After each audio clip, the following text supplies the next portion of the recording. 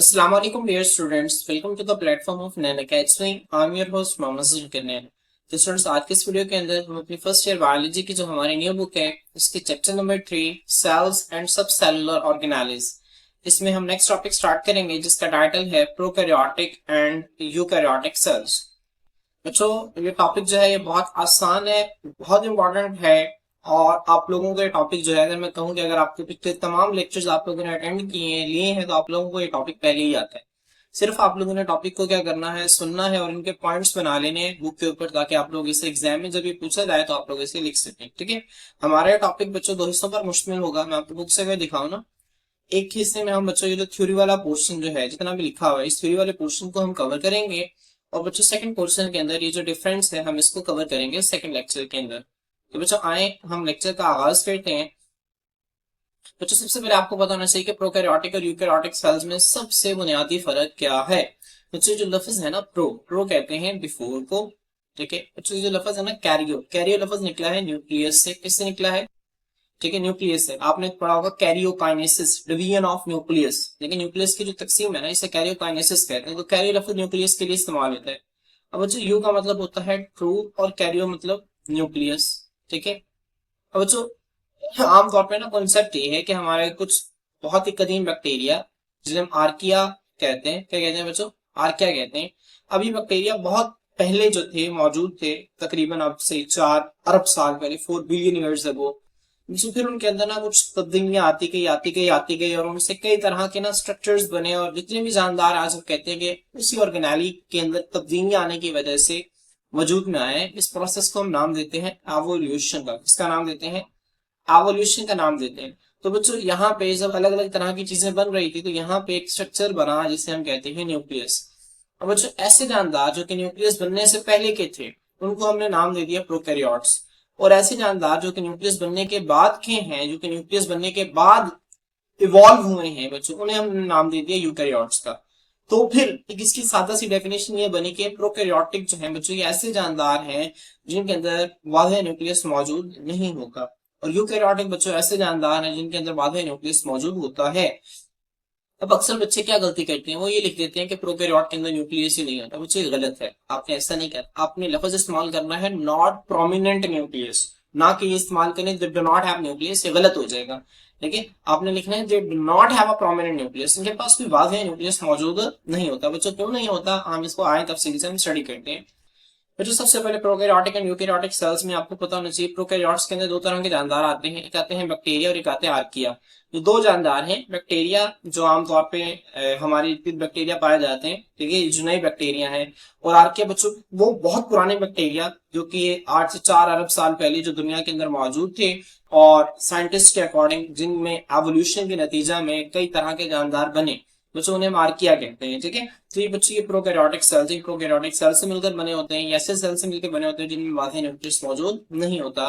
बच्चों इसके अलावा बाकी जितनी भी फॉर्म्स हैं लाइफ की, वो सारी की सारी क्या है, यूकैरियोटिक सेल्स हैं। ध्यान में रखना है आपने सिर्फ बैक्टीरिया और आर्किया। आर्किया भी बेसिकली है बैक्टीरिया, लेकिन आर्किया को हम कहते हैं एंशिएंट बैक्टीरिया है।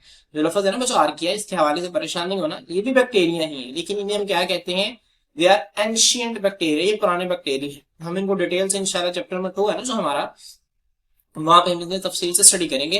तो बैक्टीरिया और आर्किया बच्चों ये प्रोकैरियोटिक सेल्स है। तो इसके अलावा जिंदगी के जितनी भी फॉर्म्स हैं वो सारी की सारी क्या है, यूकैरियोटिक सेल्स में, जिसमें प्रोटिस्टा, फंजाई, प्लांट और एनिमेलिया आ जाते हैं। ठीक है, तो बच्चों अगर आप बुक से देखें इसे तो बुक में स्टार्टिंग में उन्होंने यही लिखा हुआ है।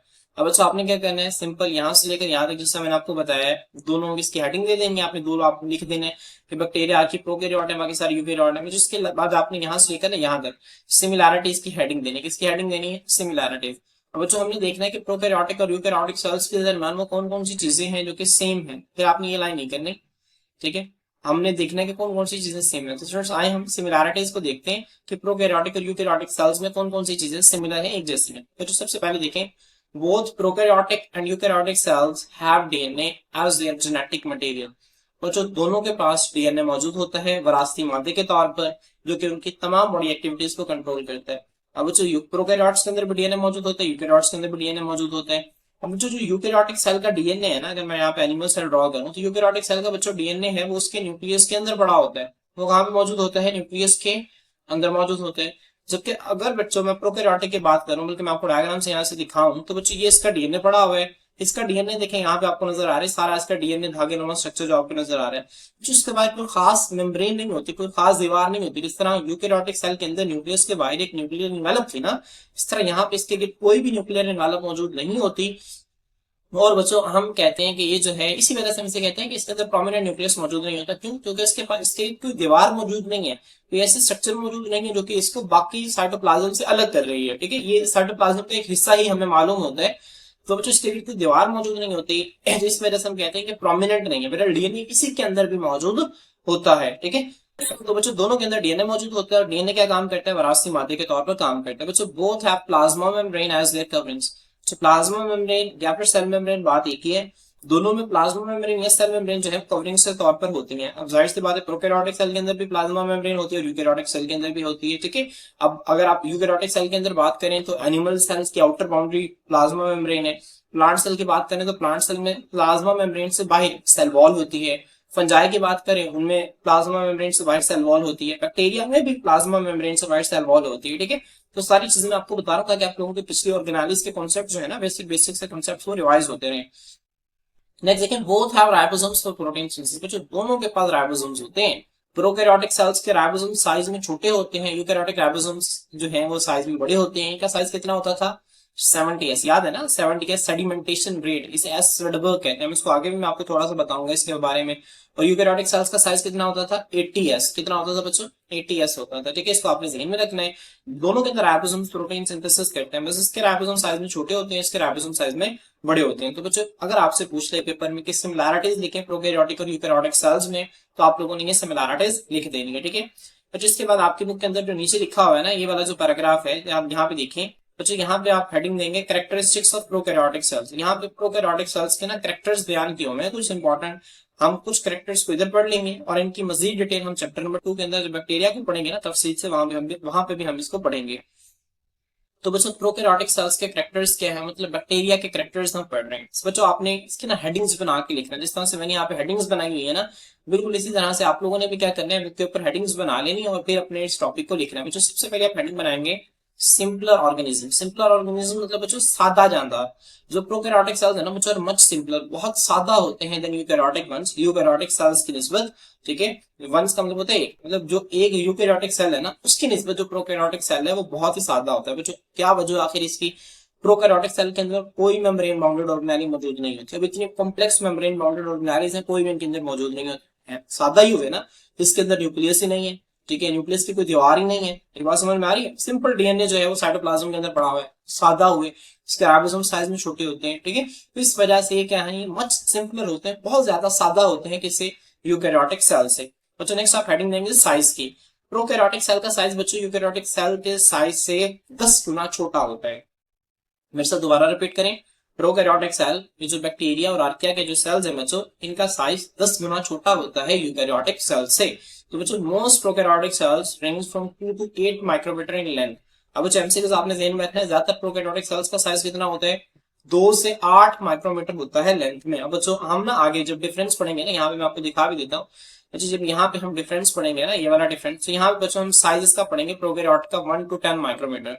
तो आप लोगों ने परेशान नहीं होना, 2 to 8 माइक्रोमीटर और 1 to 10 माइक्रोमीटर दोनों एक दूसरे के करीब वैल्यूज हैं, क्योंकि अलग अलग जानदार का अलग अलग साइज होता है।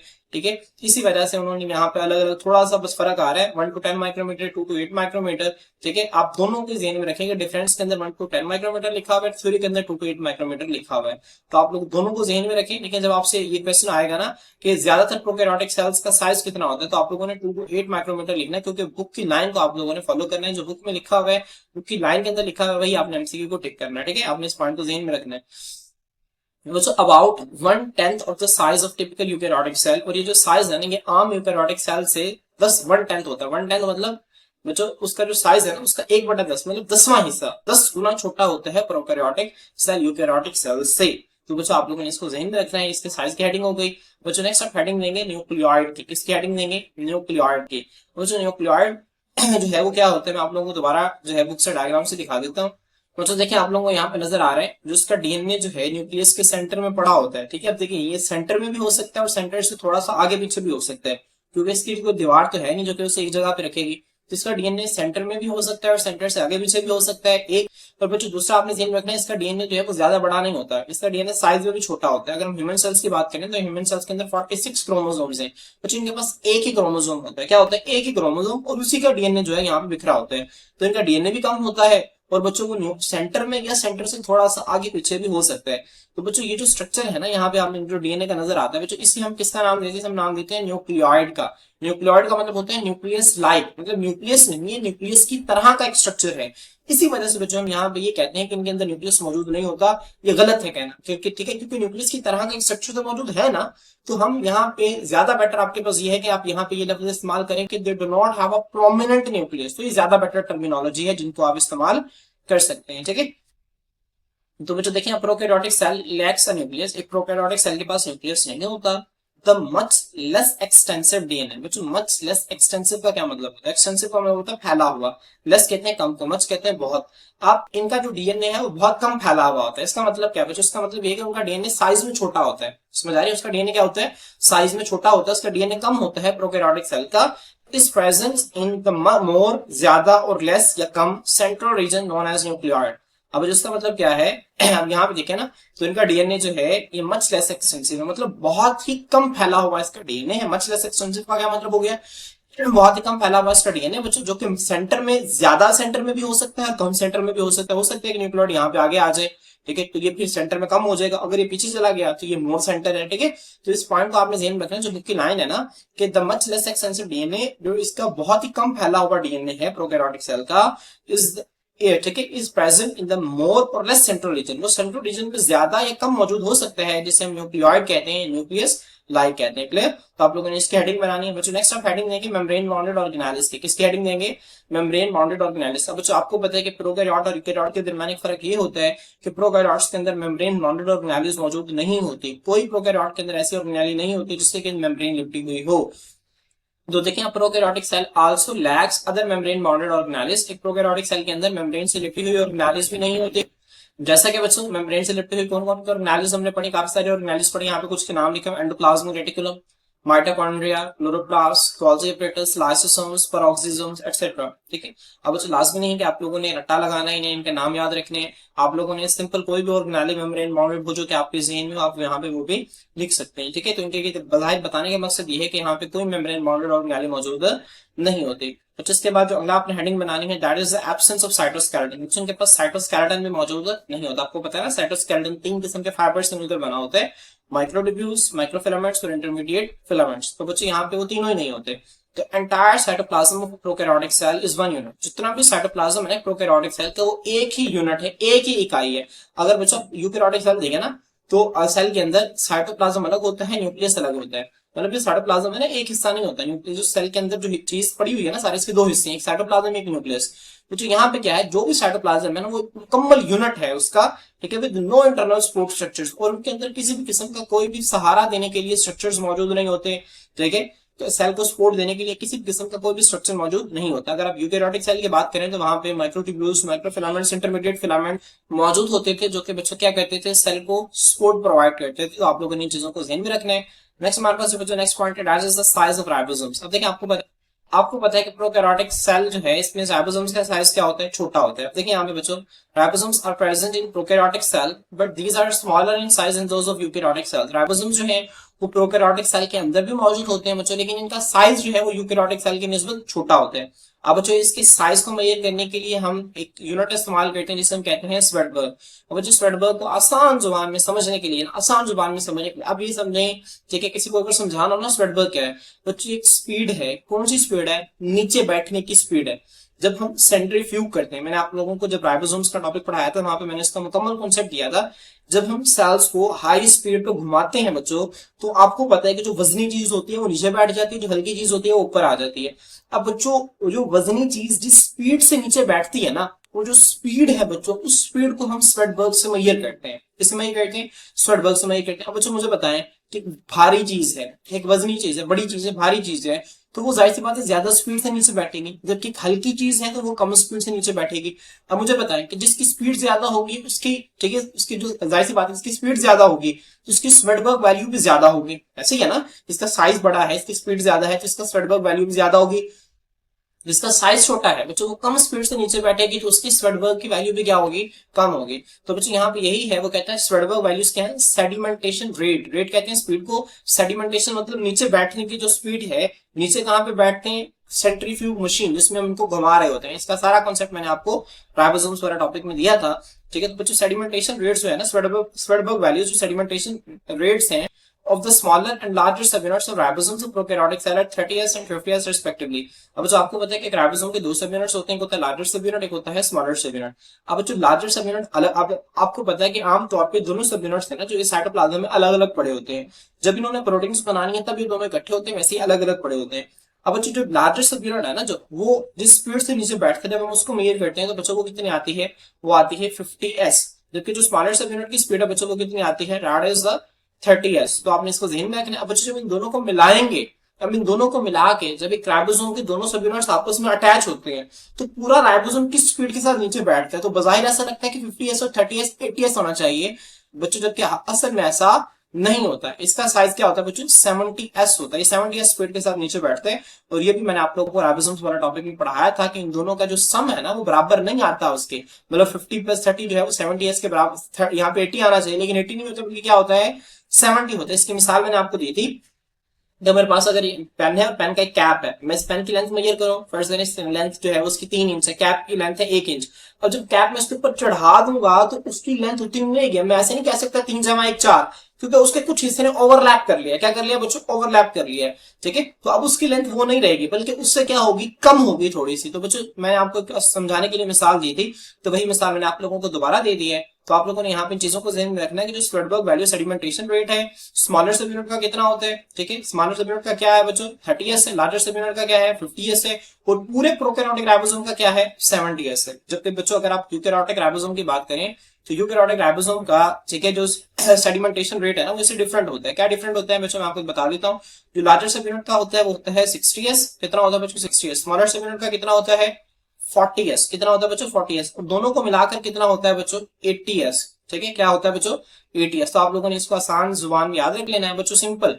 अगर आपको एक आता है ना दूसरा आप याद कर लेंगे। अगर आपको प्रोकैरियोट आपने याद कर लिया तो बस उसमें 10 आपने ऐड कर देना है। लार्जर सब यूनिट क्या है 50s, तो इसमें 10 ऐड कर देंगे तो यूकैरियोट का आपको याद हो जाएगा 60s। इसके स्मॉलर सब यूनिट का क्या है 30s, तो इसमें 10 ऐड कर देंगे तो वो यूकैरियोटिक के स्मॉलर सब यूनिट का आ जाएगा। इसके बाद आपको पता है कि पूरा जो है प्रोकैरियोटिक सेल उसका सेडिमेंटेशन रेट क्या है 70s, तो इसमें 10 ऐड कर देंगे तो आपके पास यूकैरियोटिक सेल का सेडिमेंटेशन रेट आ जाएगा यूकैरियोटिक सेल के राइबोसोम का, जो कि 80s है। क्लियर। तो बच्चों आप लोगों ने इन तमाम चीजों को ध्यान रखना। बहुत आसान चीजें हैं लेकिन इनके कॉन्सेप्ट जो हैं ये बड़े इंपॉर्टेंट हैं, जो कि आपको एंड तक काम आएंगे। आप लोगों को आगे आपने एफएससी के बाद आपके एंट्रेंस में तमाम चीजों के कॉन्सेप्ट जो है आप लोगों को बहुत ही मददगार साबित होंगे। तो आप लोगों ने तमाम चीजों को जहन नशीन कर लेना, उनको अच्छी तरह से याद रखना है। ठीक है, तो बच्चों नेक्स्ट देखें, the sedimentation rate of a complete ribosome is 70s, जो कि मैंने आपको बता दिया कि मुकम्मल राइबोसोम जो है प्रोकैरियोटिक सेल, इसका सेडिमेंटेशन रेट जो है वो 70s होता है। क्लियर। अब बच्चों नेक्स्ट देखें, अगला जो कैरेक्टर है हमारे पास प्रोकैरियोटिक सेल का, that is the cell wall. अब बच्चों सेल वॉल का आपको पता है कि अगर आप यहाँ पे डायग्राम में देखें ना बच्चों, इसके साइटोप्लाज्म के बाहर एक मेम्ब्रेन होती है जिसे हम कहते हैं सेल मेम्ब्रेन। ये प्लाज्मा मेम्ब्रेन, देखिए आपको ये नजर आ रही है प्लाज्मा मेम्ब्रेन है। तो इस प्लाज्मा मेम्ब्रेन के बाहर एक और दीवार होती है जिसे हम सेल वॉल कहते हैं। और हमें पता है कि इसकी जो सेल वॉल है वो एक मटेरियल से मिलकर बनती है जिसे हम पेप्टाइडोग्लाइकेन कहते हैं। ठीक है, तो यहाँ पे देखें तो जो सराउंडिंग द प्लाज्मा मेम्ब्रेन को घेरे हुए मोस्ट प्रोकैरियोटिक सेल्स, ज्यादातर प्रोकैरियोटिक सेल्स जो है बच्चों, उसमें जो प्लाज्मा मेम्ब्रेन के इर्द गिर्द इस सेल वॉल, एक सेल वॉल मौजूद होती है, but it does not contain cellulose. लेकिन उसके अंदर सेलुलोज मौजूद नहीं होता। बच्चों सेलुलोज क्या है, प्लांट की सेल वॉल के अंदर मौजूद होता है। ठीक है, तो यहाँ पे ना कुछ टर्म्स बड़ी काबिल गौर है, तो आप लोगों ने गौर करना है। देखिए, surrounding the plasma membrane, plasma membrane को घेरे हुए मोस्ट प्रोकैरियोटिक सेल्स, ज्यादातर प्रोकैरियोटिक सेल्स के बाहर सेल वॉल होती है। अब जिसका मतलब ये कि कुछ प्रोकैरियोटिक सेल्स के बाहर सेल वॉल मौजूद नहीं होती। जी हाँ, कुछ ऐसे बैक्टीरिया भी हैं जिनके बाहर सेल वॉल मौजूद नहीं होती बच्चों, इसको हम कहते हैं माइकोप्लाज्मा। ये बैक्टीरिया की कैटेगरी है, क्या नाम है इसका, माइकोप्लाज्मा। बच्चों इनके पास जो सेल वॉल मौजूद नहीं होती, हम इंशाल्लाह इसको चैप्टर नंबर 2 के अंदर जो है वो तफसील से पढ़ेंगे। ठीक है, तो आपने ध्यान रखना है कि ज्यादातर बैक्टीरिया के बाहर सेल वॉल मौजूद होती है प्लाज्मा मेम्ब्रेन के बाहर, लेकिन अब वो सेल वॉल जो है वो सेलुलोज से मिलकर नहीं बनी होती। और सेलुलोज क्या है, जिससे प्लांट की सेल वॉल बनती है, बल्कि बच्चों इसकी सेल वॉल जो है वो मटेरियल से मिलकर बनती है जिसे हम कहते हैं पेप्टाइडोग्लाइकेन। क्या कहते हैं, peptidoglycan. It is compose of peptidoglycan that is single large polymer. जो पॉलीमर का मतलब क्या होता है, पॉली का मतलब होता है मेनी, मर कहते हैं यूनिट को, ठीक है। अब बहुत सारे यूनिट्स जब आपस में मिलते हैं ना तो उसे हम कहते हैं पॉलीमर। अब जो कौन से यूनिट्स यहाँ पे अमाइनो एसिड्स और शुगर्स, आपको पता है अमाइनो एसिड्स क्या होते हैं, ठीक है। अमाइनो एसिड जो है वो प्रोटीन्स को मिलकर बनाते हैं, प्रोटीन जो है अमाइनो एसिड से मिलकर बनी होती है। काफी सारे अमाइनो एसिड जब आपस में मिलते हैं तो प्रोटीन्स बनाते हैं। शुगर बच्चों आपको पता है कि ग्लूकोज आप कॉमन शुगर है C6H12O6। तो बच्चों जब काफी सारे अमाइनो एसिड्स और शुगर के यूनिट्स, अभी काफी सारे यूनिट्स हैं अमाइनो एसिड और शुगर, जब आपस में मिलेंगे तो इससे बहुत बड़ा एक सिंगल बड़ा मॉलिक्यूल बनता है, ठीक है बच्चों, जिसे हम क्या कहते हैं, जिसे हम पेप्टाइडो ग्लाइकेन कहते हैं, ठीक है। तो आप लोगों ने इसको ध्यान में रखना है, मैंने आप लोगों को ये सेल वॉल वाला टॉपिक में भी तफसील से बताया था। तो स्टूडेंट्स मैं उम्मीद करता हूँ कि आप लोगों को यहाँ तक इसकी समझ आ गई होगी। बच्चों नेक्स्ट आप देखें कैप्सूल, क्या है बच्चों, कैप्सूल है। अब जो होता क्या है, in bacteria the cell wall में also be surrounded by capsule.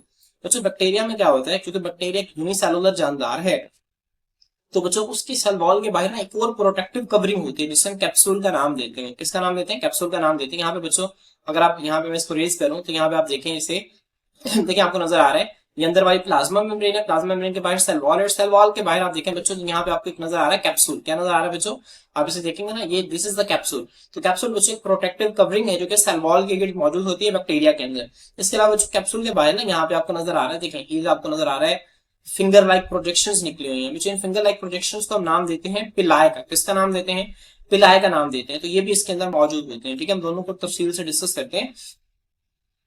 देखें बच्चों यहाँ पे कैप्सूल हो गया, नेक्स्ट है पिलाया। बच्चों इनकी डिटेल जो है हम इंशाल्लाह चैप्टर नंबर 2 के अंदर पढ़ेंगे। पिलाया बच्चों क्या है, आल्सो है एक्सटेंशन। एक्सटेंशन का क्या मतलब होता है बच्चों, मैंने आपको बताया था फैली हुई चीज, ठीक है, जो बाहर निकली हुई जो चीज होती है उसे हम एक्सटेंशन कहते हैं। तो बच्चों यहाँ पे अगर आप इसको देखेंगे, ठीक है, तो यहाँ पे देखें आप ये जो बैक्टीरिया का सेल है ना बच्चों, इससे एक्सटेंड हुई, इससे बाहर निकली हुई एक चीज है जिसे हम पिलाई का नाम दे रहे हैं।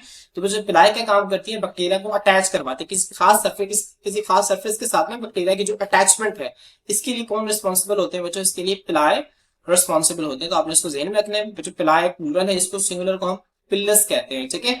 तो आप लोगों ने इसको भी ज़हन में रखना है। इसका काम क्या होता है बच्चों, इसका काम होता है अटैचमेंट।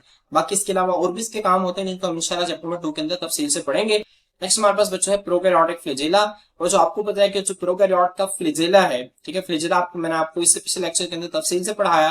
तो बच्चों जो इसका फ्लैजेला है वो एक प्रोटीन से मिलकर बनता था जिसे हम कहते थे फ्लैजिलिन प्रोटीन, ठीक है। तो बच्चों यहाँ पे देखिए prokaryotic flagella are made of repeating units of protein flagellin, ठीक है। जब फर्स्ट करें प्रोटीन फ्लैजिलिन है, जब काफी सारे इसके यूनिट जब आपस में मिलेंगे बच्चों तो इससे क्या बनेगा, उससे प्रोकैरियोटिक फ्लैजेला बनेगा।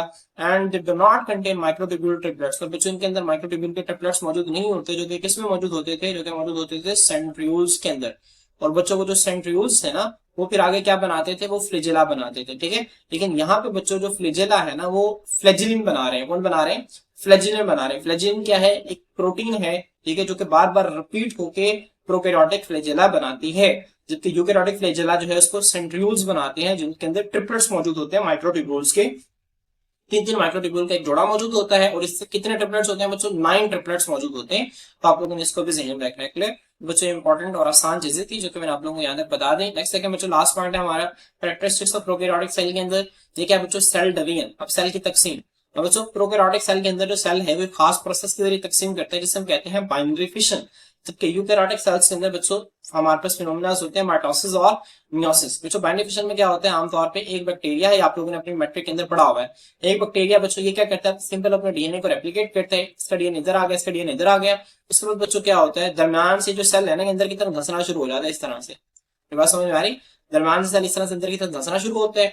और उसके बाद बच्चों क्या होता है, ये 2 हिस्सों में अलग अलग टूट जाता है। तो बच्चों हुआ क्या, एक बैक्टीरिया जो है वो 2 हिस्सों में अब क्या हो गया, टूट गया। तो इस वजह से फिशन का मतलब होता है टूटना, बाइनरी दो। एक बैक्टीरिया 2 हिस्सों में टूट जाता है, इसे हम कहते हैं बाइनरी फिशन, ठीक है। तो ये बैक्टीरिया के अंदर हो रहा होता है, प्रोकैरियोटिक सेल के अंदर हो रहा होता है। जबकि यूकैरियोटिक सेल्स के अंदर बच्चों माइटोसिस और मियोसिस होते हैं, ठीक है। आपको पता है माइटोसिस जो है वो कहाँ पे होते हैं, हमारी बॉडी के जितने भी सेल्स हैं वो माइटोसिस के जरिए तकसीम होते हैं सिवाय स्पर्म और एग के। स्पर्म और एग में, स्पर्म और एग है ना जो बच्चों ये मियोसिस के जरिए बनते हैं, यहीं पे मियोसिस होती है। तो आप लोगों ने इसको ध्यान में रखना है। जबकि बच्चे दोनों प्रोसेसेस जो हैं ये प्रोकैरियोट्स के अंदर मौजूद नहीं होते। प्रोकैरियोट्स जो है वो बाइनरी फिशन के जरिए तकसीम करते हैं। मैं उम्मीद करता हूँ कि आप लोगों को यहाँ तक जो है वो अच्छी समझ आ गई होगी, ठीक है। बच्चों ये इसकी डायग्राम है, आप लोगों ने इसकी प्रैक्टिस करनी है, बैक्टीरिया के डायग्राम बनाने की प्रैक्टिस करनी है इसकी, ठीक है। बहुत आसान है, आप लोगों ने सिंपल बस कवरिंग को लेबल करना है, ठीक है। अंदर तो देखिए आप लोगों ने कुछ नहीं बनाना, आप लोगों ने अंदर जो है वो सिंपल इस तरह से एक डीएनए बना देना है, ठीक है। धागे को इस तरह से करके आप किसी भी तरह से बना सकते हैं, ये कि ज्यादा गंद ना ठीक है, गंदरा मारिएगा पेपर के ऊपर, ठीक है, थोड़ा सा क्लियर सा करके ना, ठीक है, धागे को इस तरह से करके प्रॉपर शेप देके ना इस तरह से, तो आप इस बता सकते हैं कि इसका डीएनए पड़ा हुआ है। डीएनए के बाद छोटे छोटे से राइबोसोम्स बना दें, उसके बाद कवरिंग्स बना दें। यहाँ पे एक कवरिंग बनाए, ठीक है, जो सबसे अंदर वाली वो प्लाज्मा मेम्ब्रेन हो, फिर उससे बाहर वाली सेल वॉल हो, फिर उससे बाहर वाली कैप्सूल हो, और कैप्सूल के बाहर इस तरह के पिलाए बना दें और यहाँ पे फ्लैजेला निकाल दें। तो ये आपका एक स्ट्रक्चर बन गया। तो आप लोगों ने इसको भी ड्रॉ करना है। तो बच्चों इंशाल्लाह नेक्स्ट लेक्चर के अंदर हम डिफरेंस, वो जो टेबल है ना हमारे बुक के अंदर, हम इसको डिटेल से स्टडी करेंगे। आज के लिए इतना ही। अल्लाह हाफिज।